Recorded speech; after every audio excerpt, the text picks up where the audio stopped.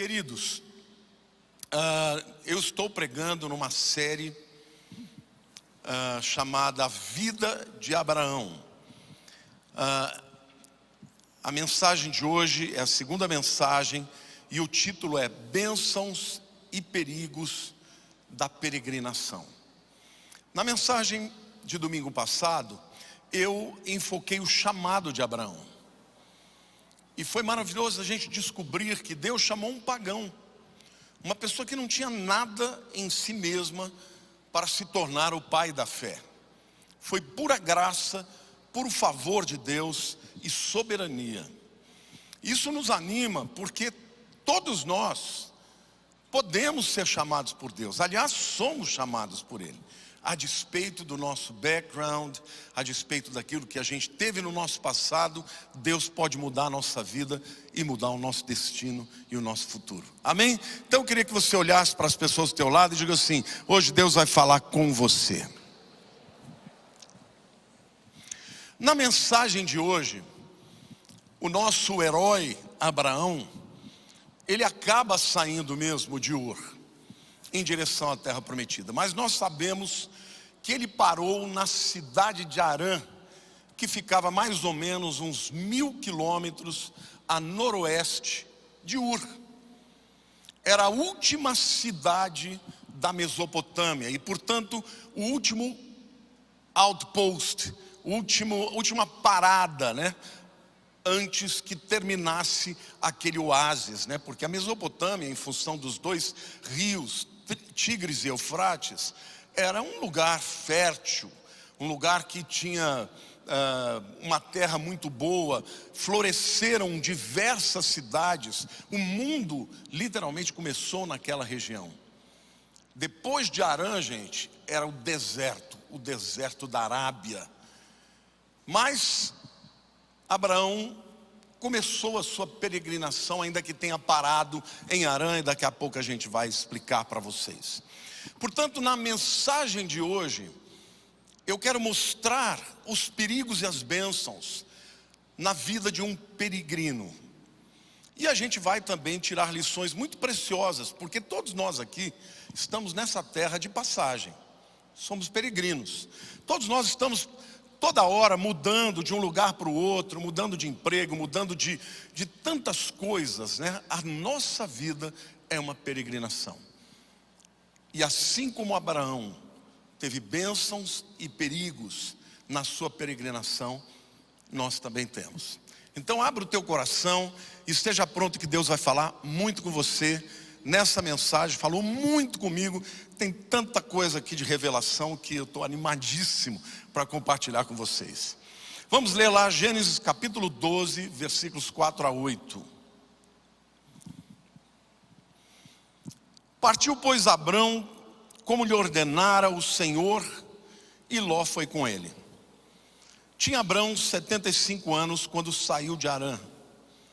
Levou Abrão consigo a Sarai, sua mulher, e Ló, filho de seu irmão, e todos os bens que haviam adquirido, e as pessoas que lhes acrescentaram em Harã.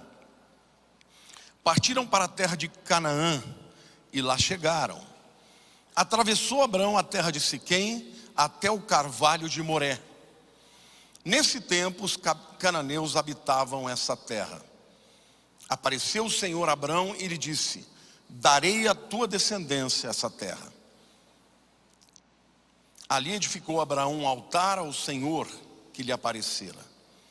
Passando dali para um monte ao oriente de Betel, armou a sua tenda, ficando Betel ao ocidente e Ai ao oriente.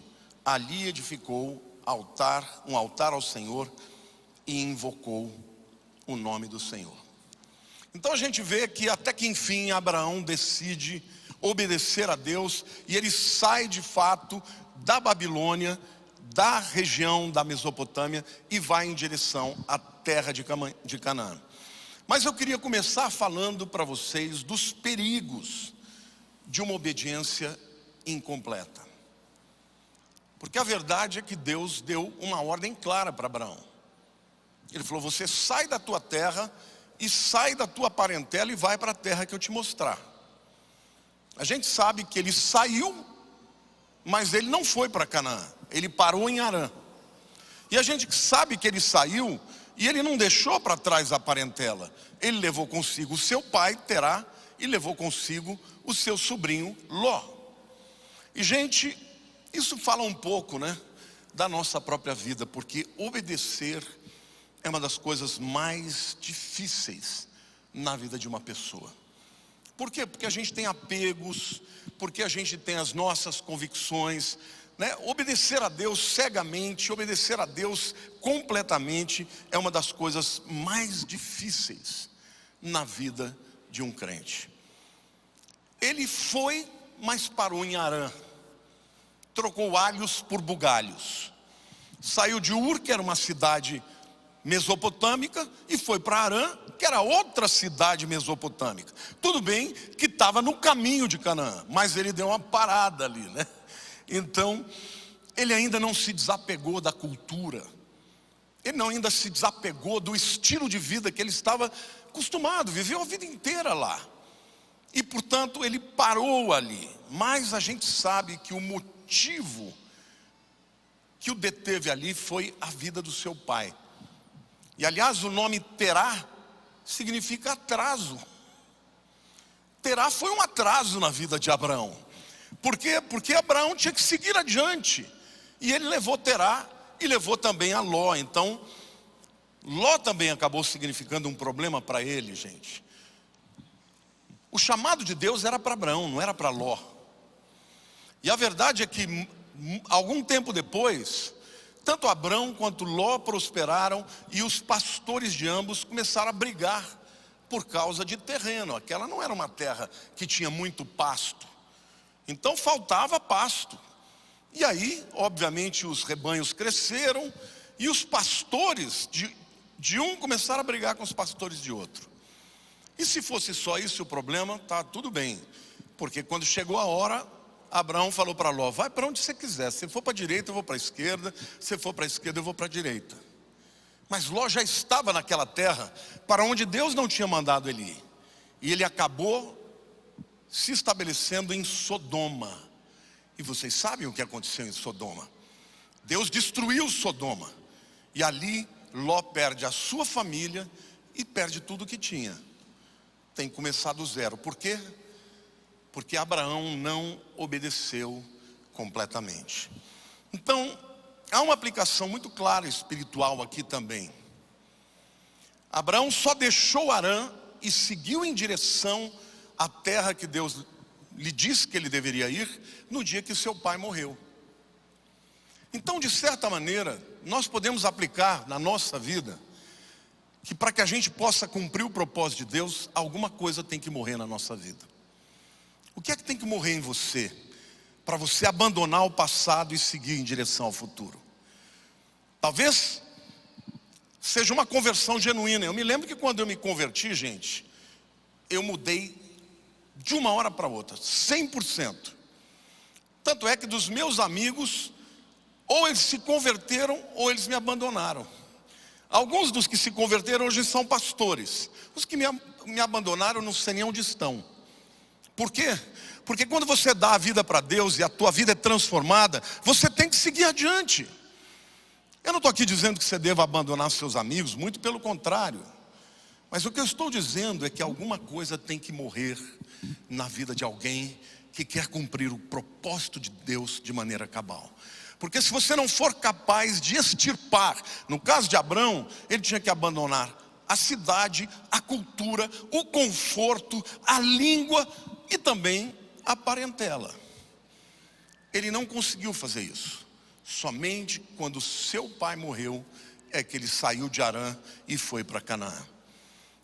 Meus queridos, existem muitas pessoas apegadas ao passado.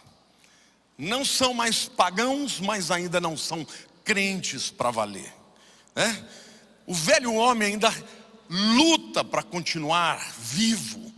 Ele não quer morrer de jeito nenhum. E o que Deus está dizendo aqui para você é que existe uma terra de bênçãos.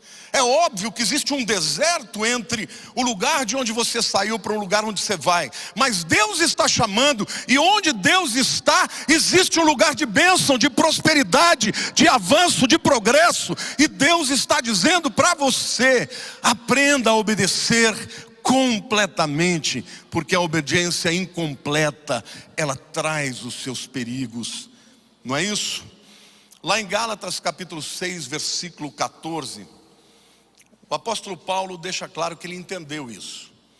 Ele diz assim: mas longe esteja de mim gloriar-me, senão na cruz de nosso Senhor Jesus Cristo, pela qual o mundo está crucificado para mim, e eu para o mundo. Paulo entendeu que a vida pregressa tinha que morrer. Isso foi uma tônica na vida dele inteira. É ele quem cunhou aquele verso que a gente usa: esquecendo-me das coisas que para trás ficam e avançando para as que diante de mim estão, prossigo para o alvo, pelo prêmio da soberana vocação de Deus em Cristo Jesus. O passado de Paulo era um defunto que ele queria se livrar, né? Mas é interessante porque lá em Filipenses, quando ele vai falar, né, do seu currículo, da sua história, do seu pedigree, ele diz assim: olha, se alguém pode se gloriar aqui, sou eu na carne, porque eu fui circuncidado ao 8º dia, fui da linhagem de Israel, da tribo de Benjamim, hebreu de hebreus, quanto à lei fariseu, quanto ao zelo perseguidor da igreja, quanto à justiça que há na lei, irrepreensível. A vida passada, mas o que para mim era lucro, isso considerei perda por causa de Cristo. Sim, deveras considero tudo como perda, por causa da sublimidade do conhecimento de Cristo Jesus meu Senhor, por amor do qual perdi todas as coisas e as considero como refúgio, esterco. Tudo que eu tinha perto do conhecimento que eu tive com Jesus é nada. Isso é romper com o passado, meu querido. Isso é estar realmente disposto a cumprir o propósito de Deus de maneira cabal. Amém, irmãos? Então saibam, muitas vezes, o que está travancando a sua bênção, o que está atrasando o propósito de Deus na tua vida, é você mesmo, não é Deus. É você que vai, mas não vai muito, vai, mas não vai muito longe, está sempre apegado a alguma coisa atrás. Abraão foi assim, mas quando morreu Terá, ele foi para o seu destino e ele chegou em Canaã. Isso mostra como Deus é paciente. Paciente comigo, paciente com você. É ou não é verdade? Declara aqui. Quantos aqui têm dificuldade de obedecer tudo? Ainda bem que Deus não desiste de nós, né? Ainda bem que Deus não chega e fala assim: ah, já que você não vai obedecer tudo, tchau, vou escolher outro. Não ia sobrar ninguém. Mas isso não quer dizer que Deus não queira que você cumpra todas as coisas. E Deus tem tempo, gente. Quem não tem somos nós. Quanto mais você demora para fazer a vontade de Deus completa, mais você vai demorar para chegar ao teu propósito. Então esse é o grande perigo. Mas o fato é que o versículo 5 diz que eles chegaram à terra, né? Bom, a segunda reflexão que eu quero fazer nesta peregrinação de Abraão é sobre as bênçãos de estar no lugar certo. Os versículos 6 e 7 são muito significativos. E ali eu quero até dar uma dica para quem gosta de estudar a Bíblia. O pastor Zé Luiz está agora dando um curso aí de hermenêutica, de pregação, né, de homilética. Uma das formas de você entender o que o texto diz é você entender o que cada palavra significa. E este texto aqui, ele tem tanta revelação em cima das palavras, que eu quero compartilhar com vocês. Atravessou Abraão a terra de Siquém, diga Siquém, até o carvalho de Moré, diga Moré. Neste tempo os cananeus habitavam na terra, diga cananeus. Apareceu o Senhor a Abraão e lhe disse: darei à tua descendência esta terra. Ali edificou Abraão um altar ao Senhor que lhe aparecera. Gente, neste texto aqui nós temos 5 bênçãos que Abraão recebeu simplesmente por ter chegado ao lugar onde Deus queria que ele estivesse. Repita comigo: quando estamos no lugar de Deus, para as nossas vidas, as bênçãos correm atrás de nós. O texto começa dizendo: atravessou a terra de Siquém. A palavra Siquém no hebraico é ombro, ombros, no plural. E ombros no plural, na Bíblia, sempre significa força, poder. Vocês se lembram de Isaías 9:6, o versículo que profetiza sobre o Messias? Um menino nos nasceu, um filho se nos deu, o governo está sobre os seus ombros, e o seu nome será maravilhoso, conselheiro, pai da eternidade, príncipe da paz. Ombro significa no hebraico lugar de força, de poder, de autoridade. E o que aconteceu na vida de Abraão, exatamente quando ele chega lá em Canaã, ele começa a ser empoderado por Deus. Ele começa a ter mais autoridade, visibilidade, ele começa a se destacar em relação aos seus semelhantes.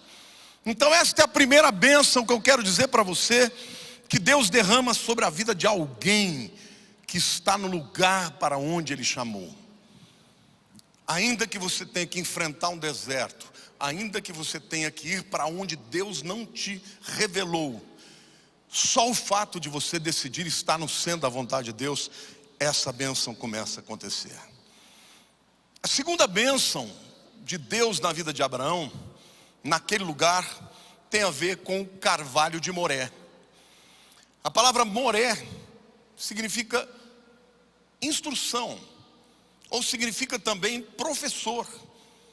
Por exemplo, as crianças lá em Jerusalém, ou lá em Israel, quando elas vão falar o meu professor, eles falam Hamoré Sheli, o meu professor. Então Moré significa tanto ensino, instrução, quanto mestre, o professor.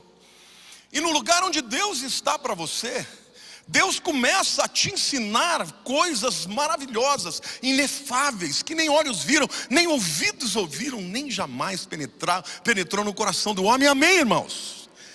Deus vai aparecer para Abraão ali, ele vai trazer novidades, vai agregar valor à vida dele. E eu quero dizer para você, querido, o conhecimento, ele é uma das maiores commodities na vida.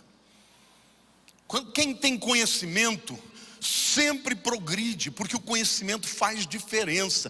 Mas eu quero dizer para você que não há só um conhecimento humano, existe um conhecimento divino, um conhecimento revelacional, que quem o tem, sabe aquilo que ninguém sabe, tem as respostas que ninguém tem. E eu quero dizer para você, meu querido, chamado por Deus, que Deus quer te ensinar verdades que vão fazer diferenças na sua vida. Amém? Você pode aplaudir o Senhor?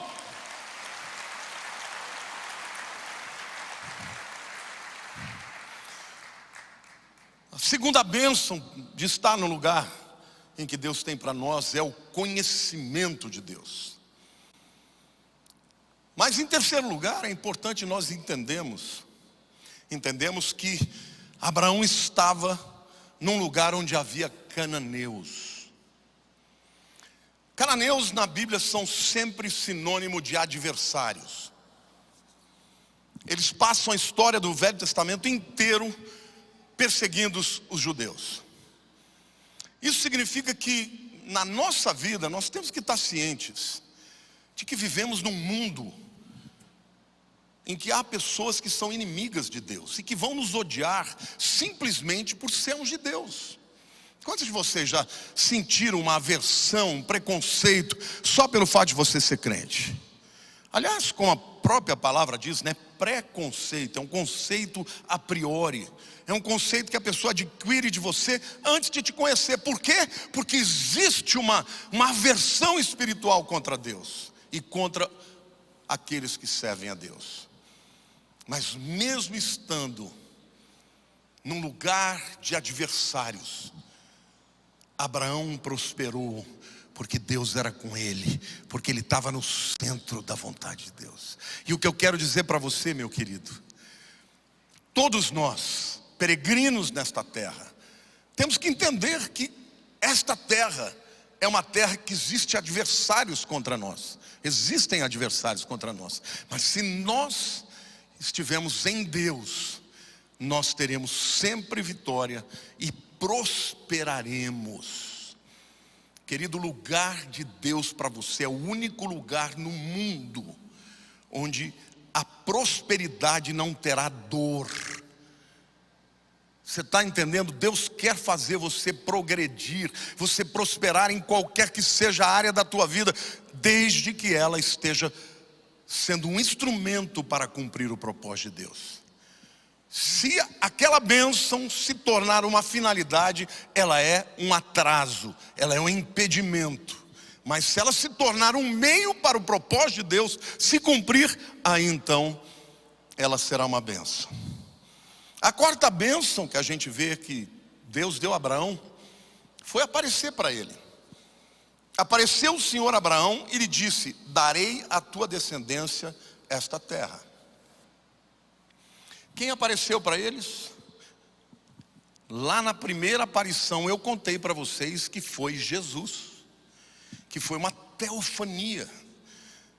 Aliás, Jesus aparece algumas vezes para Abraão na história dele. Eu vou mostrar para vocês ao longo desse tempo.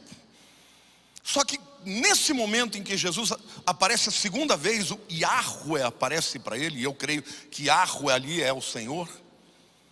Ele só apareceu quando ele deixou a Mesopotâmia. Deus não apareceu para ele a primeira vez, quando Deus o chama, tudo bem, ele está lá. Mas a segunda vez, quando Deus chega e fala: olha, lembra aquela terra que eu te falei que eu ia te mostrar? É essa aqui. Agora eu vou te dizer mais.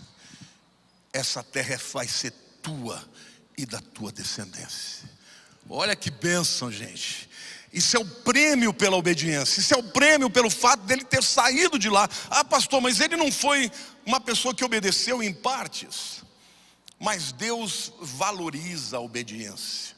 E Deus vai nos ajudando no caminho. Pode ser que Ele olhe para você e fale: ele não está pronto ainda, mas eu vou empurrando ele, eu vou agir com favor, eu vou mostrar para ele. E o homem que sai em direção à promessa, ainda que muitas vezes ele pare e seja atrapalhado e atrasado, ele vai ter um Deus que o recompensa na hora que ele chega ao lugar onde ele deveria estar. Amém? Aplauda o Senhor, diga glória a Deus.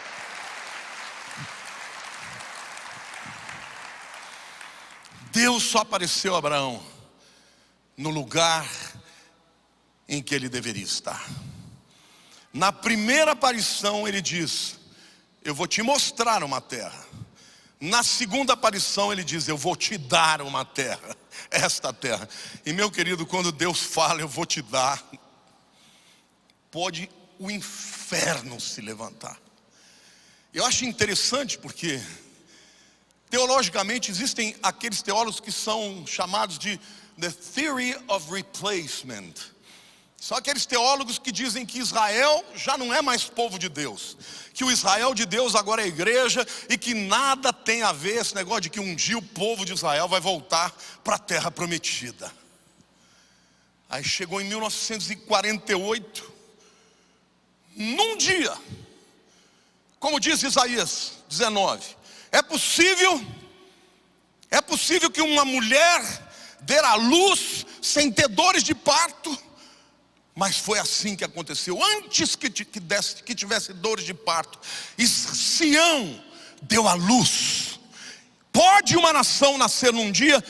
Pode, se Deus assim o determinar. E no dia 14 de maio de 1948, a ONU havia aprovado uma resolução em novembro de 47, mas não teve coragem de impetrar, de estabelecer o estabelecimento do povo de Israel na sua terra. Já que a ONU não fez, eles fizeram. No dia 14 de maio, numa casa em Tel Aviv, que eu já tive a oportunidade de levar o meu grupo, Davi Ben-Gurion falou: hoje nasce a nação de Israel. No dia 15 de maio de 1948, todas as nações vizinhas, armadas, muito mais numerosas, se levantaram contra Israel. Em menos de 1 ano e meio, eles tinham sido derrotados. E Israel, ao invés de ter uma terra só no deserto, como a ONU tinha dado, ampliou o seu território. Porque há uma promessa, há uma palavra de Deus sobre aquele homem e a sua descendência. E Deus cumpre o que promete. Amém, igreja? Você pode aplaudir o Senhor?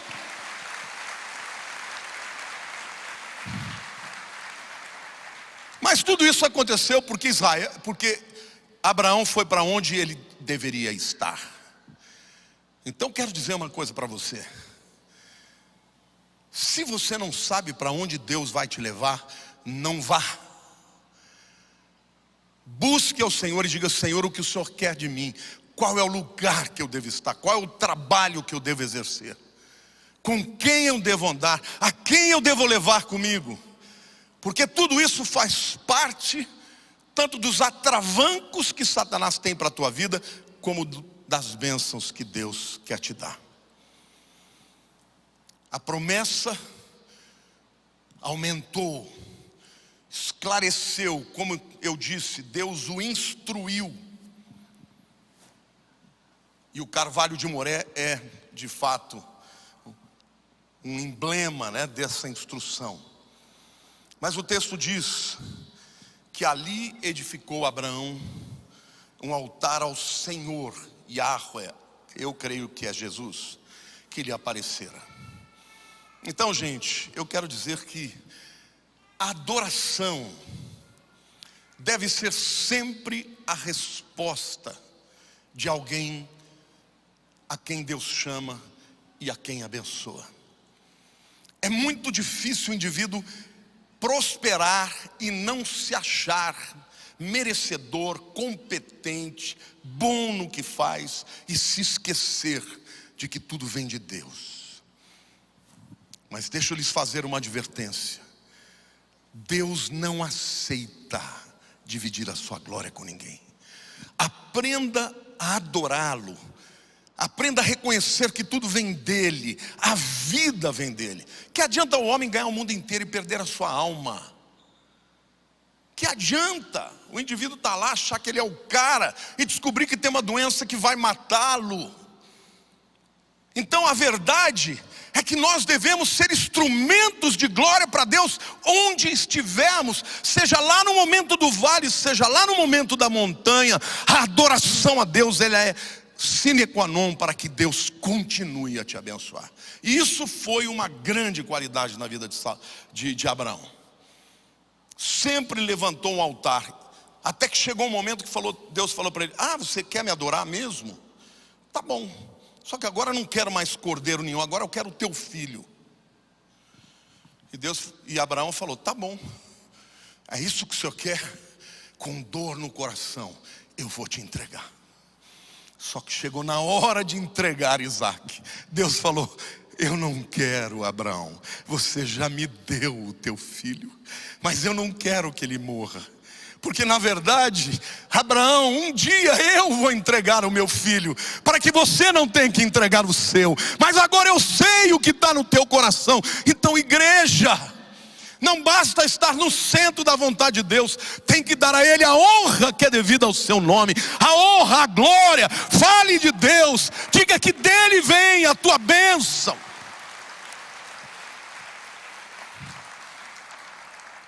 Deus foi adorado como merecia por este homem extraordinário. Eu quero recapitular, portanto, as bênçãos de estarmos no centro da vontade de Deus. Primeiro, Deus nos empodera.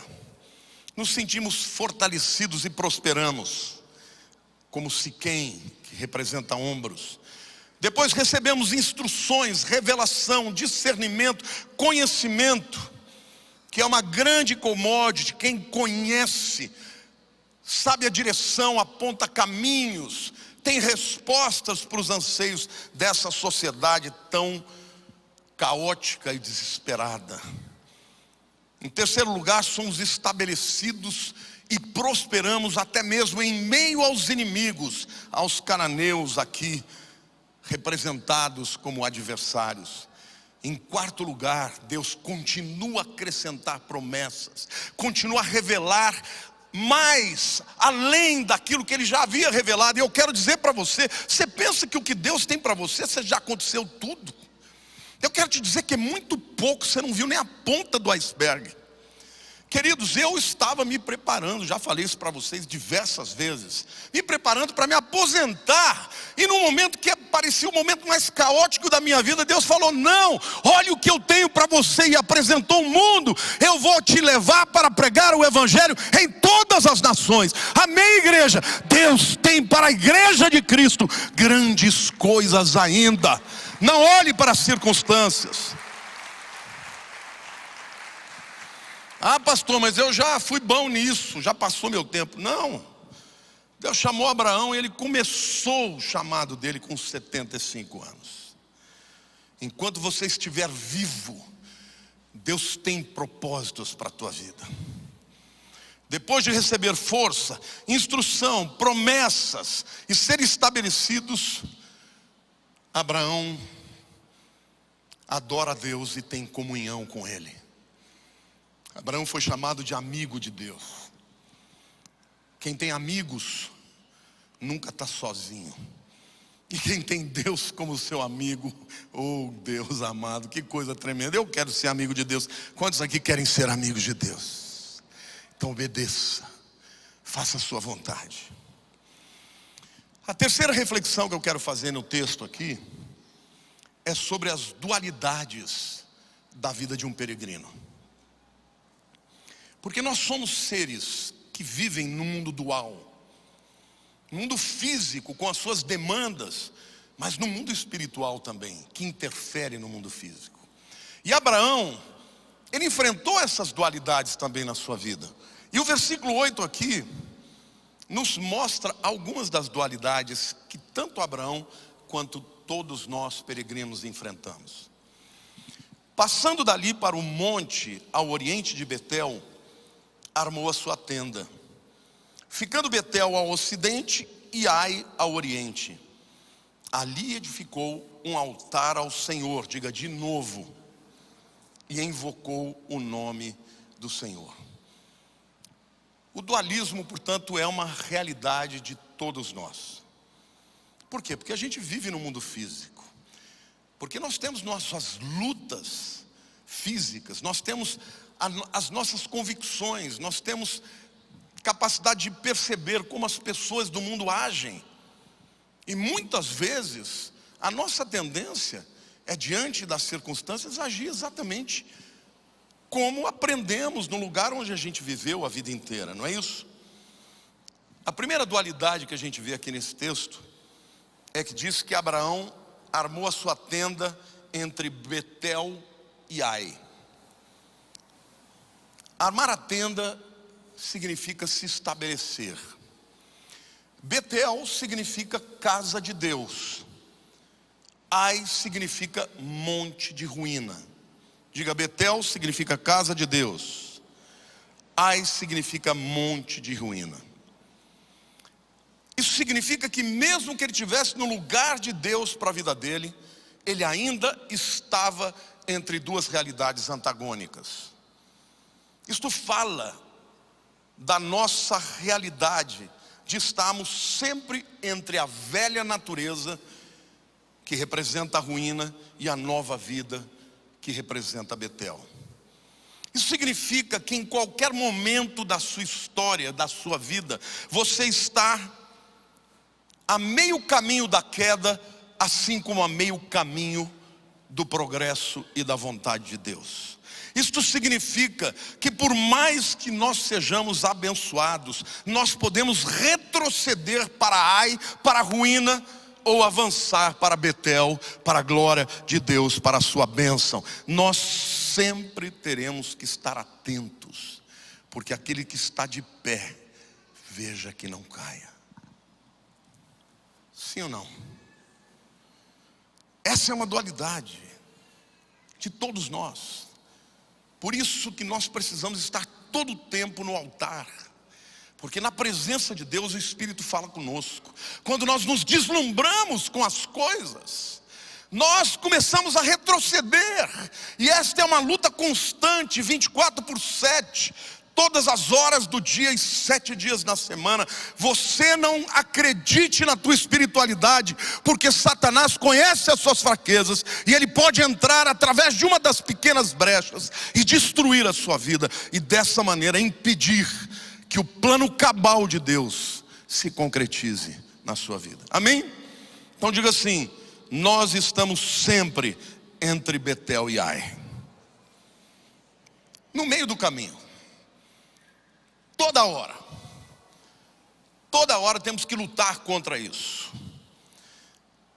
A segunda dualidade que a gente vê no texto é entre a tenda e o altar. Porque a tenda e o altar também são símbolos muito fortes nas Escrituras, e são fortes na vida de qualquer peregrino. A tenda fala de uma atividade humana, terrena. Abraão montou a sua tenda, fala daquilo que ele fez. A tenda fala de uma moradia, ainda que temporária. Ele se tornou um peregrino, um beduíno.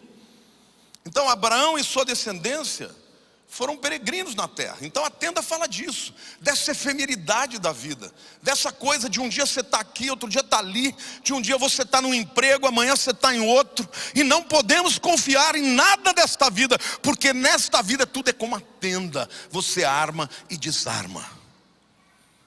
A tenda fala de um lugar para se proteger do calor, das tempestades de areia. Fala do que nós precisamos fazer para prover proteção e conforto para a nossa família. A tenda se refere a tudo que é terreno. Nossa vida, nossos negócios, nossos relacionamentos. Tudo passa. Ninguém é eterno nessa vida. Mas o altar fala de uma atividade espiritual. Fala de uma relação com Deus que é eterna. Porque a Bíblia diz que Deus procura adoradores. E a adoração é uma atividade que você vai ter de tempo integral por toda a sua eternidade. Então, meu querido, entenda isso. Na sua vida você tem que lutar pelas coisas do agora e do aqui.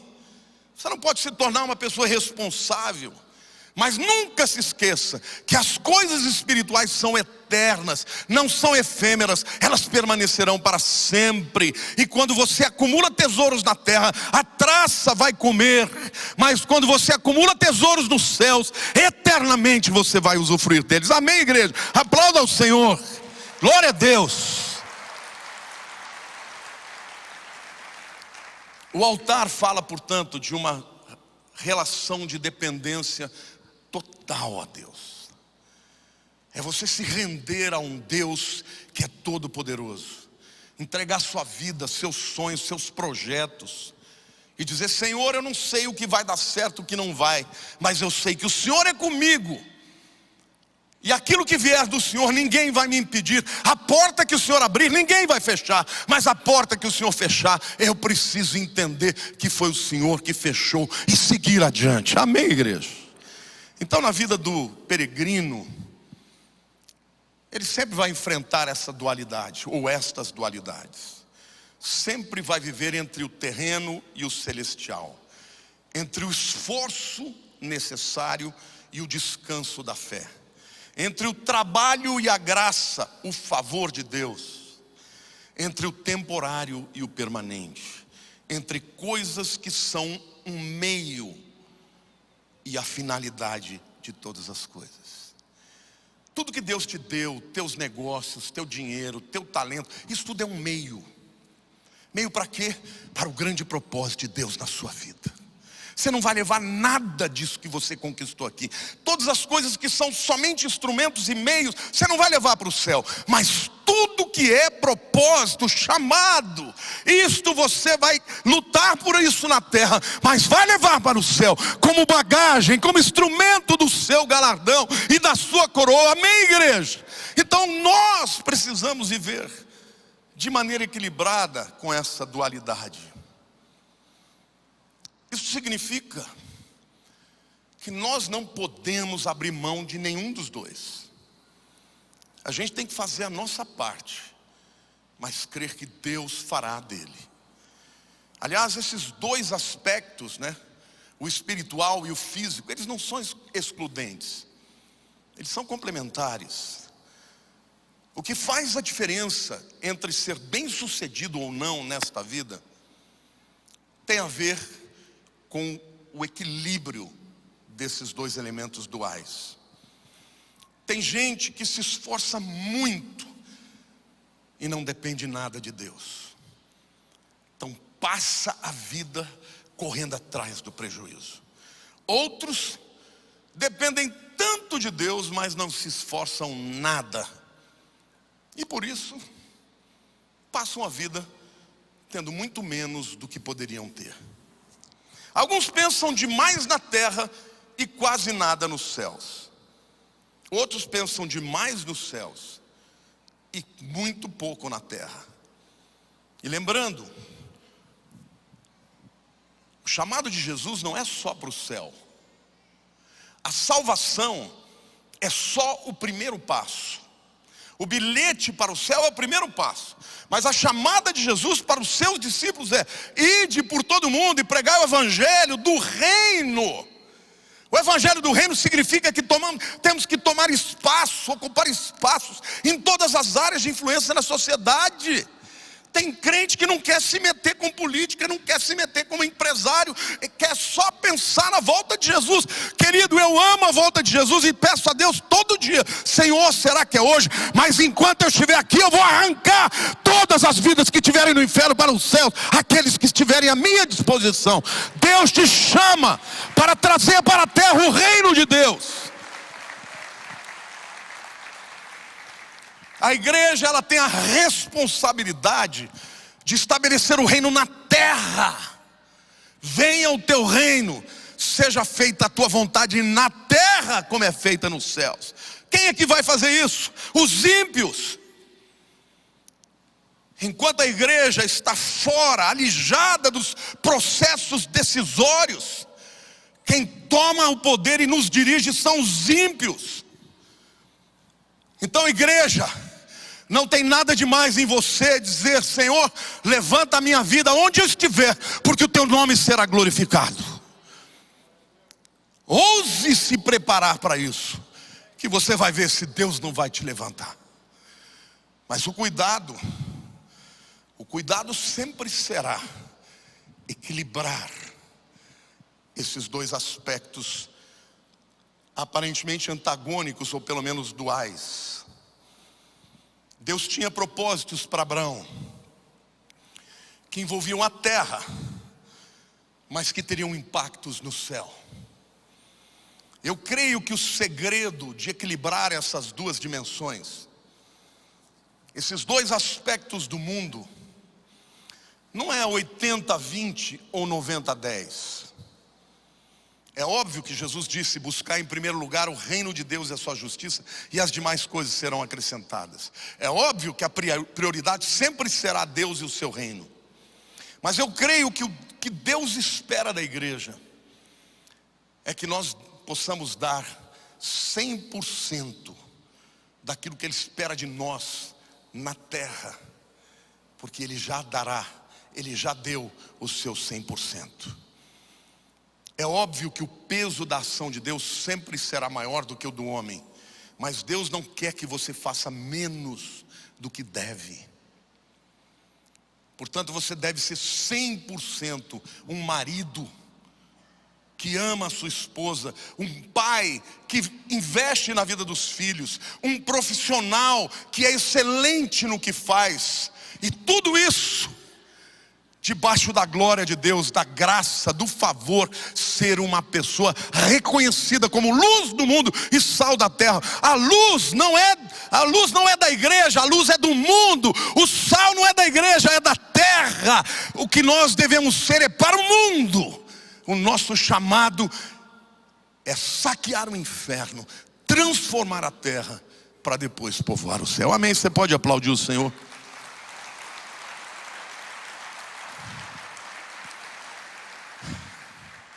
Não é impossível fazer as duas coisas juntas. Abraão foi capaz de fazer isso. Ele armou a tenda e construiu um altar.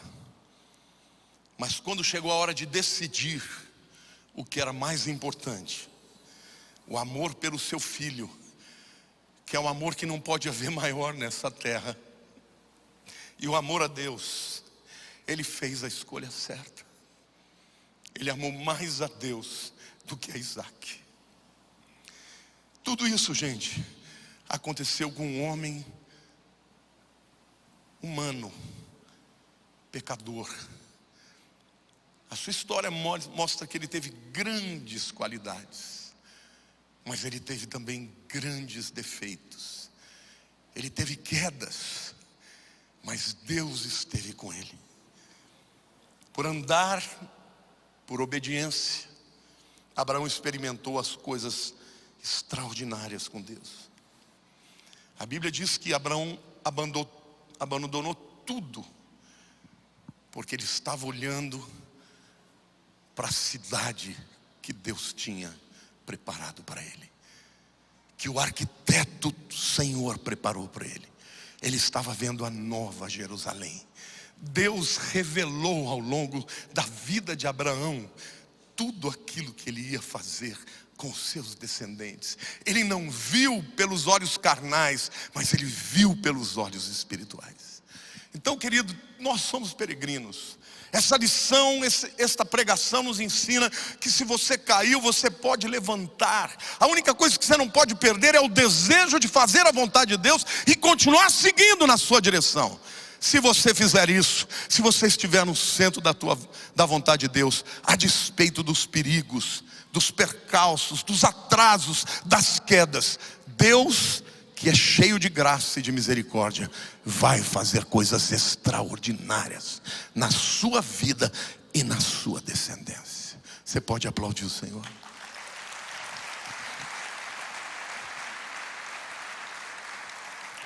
Eu queria que você fechasse seus olhos agora. O primeiro passo de Abraão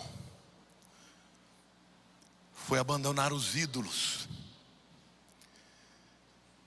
Foi abandonar as suas convicções pagãs e idólatras do passado e se entregar a Deus. O segundo passo foi obedecer a Deus e caminhar em direção a uma promessa, a uma palavra. Querido, toda vez que você anda em cima de uma palavra, Deus vai te prosperar. Vai haver inimigos? Com certeza. Satanás vai levantar pessoas para tentar te atrasar, te desviar? Com certeza. Mas a decisão é tua. A decisão é tua de seguir em direção ao chamado.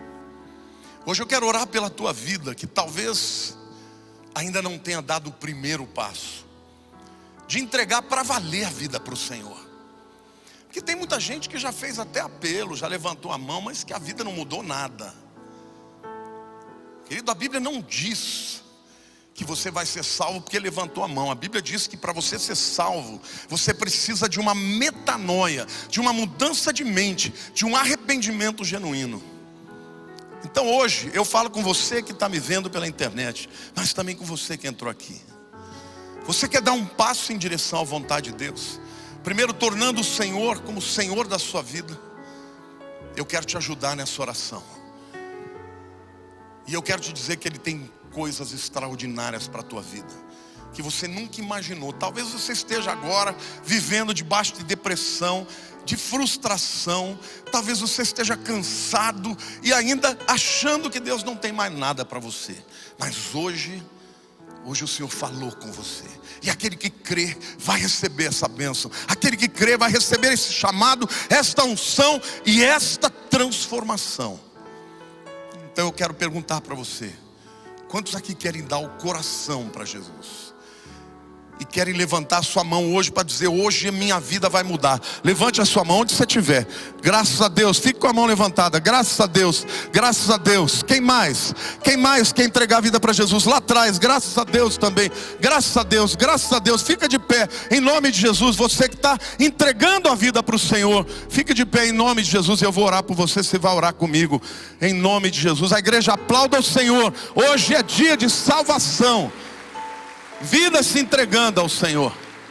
Você que está me vendo pela internet, você vai ver na tela aí um QR Code, um QR Code aí que vai ser colocado. Você coloque o seu celular para que nós saibamos que você está dando a vida para Cristo. Põe a mão no seu coração e diga assim: Senhor Jesus, eu sou peregrino nessa terra, mas eu quero, Senhor, fazer o caminho todo.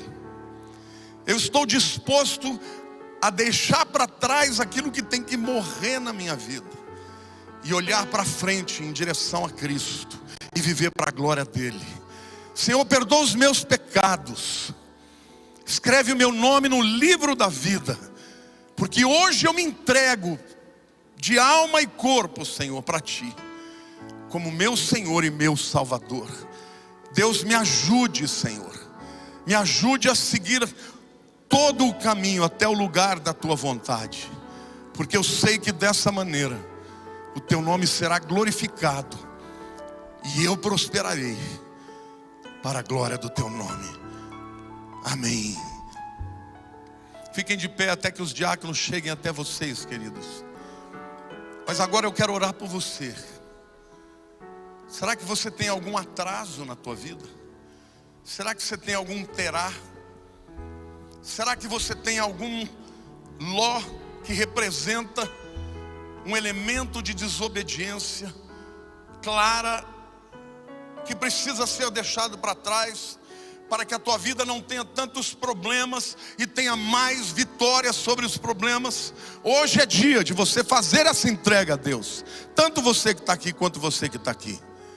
Uma coisa que você precisa crer: que Deus é bom. Deus não mudou o chamado a Abraão porque ele errou. Na história dele nós vamos ver outros erros que ele cometeu, mas Deus não mudou o que ele tinha para Abraão. Só nós podemos mudar se abrimos mão daquilo que Deus nos chamou para fazer.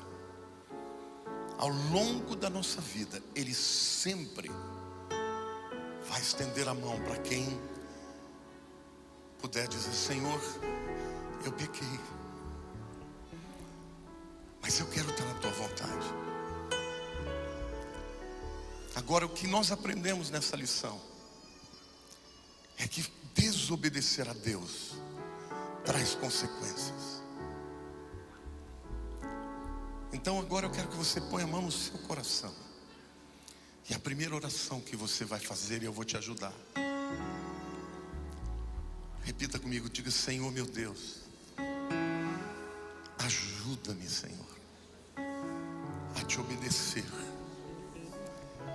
Dá-me força, Senhor, para me livrar das coisas do passado, as coisas que têm que morrer na minha vida, a minha mentalidade, meu estilo de vida. Ajuda-me, Senhor, a confiar em Ti. Não desistas de mim, Senhor. Eu te peço, eu quero estar no Teu lugar, no centro da Tua vontade. Ajuda-me, Senhor, a viver intensamente, fazendo tudo que eu tenho que fazer nesta terra, mas num relacionamento intenso com o Senhor, te adorando sobre tudo, em tudo que eu fizer. E eu sei, Senhor, que todas as bênçãos que estão sobre Abraão estarão sobre a minha vida, mesmo que eu não veja, mesmo que pareça impossível. Eu creio que Tu és fiel e Tu és poderoso para cumprir as tuas promessas na minha vida. Senhor, eu quero ser empoderado, eu quero ser instruído, eu quero ser estabelecido numa terra de inimigos.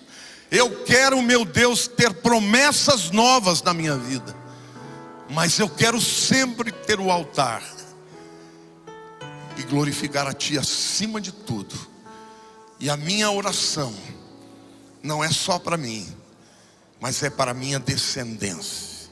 Aquilo que é impossível, Senhor, aos olhos dos homens, o Senhor pode fazer. Eu entrego a minha família ao Senhor, para que o Senhor, através dela, seja glorificado. Eu creio, em nome de Jesus. Amém. Deus abençoe a todos vocês.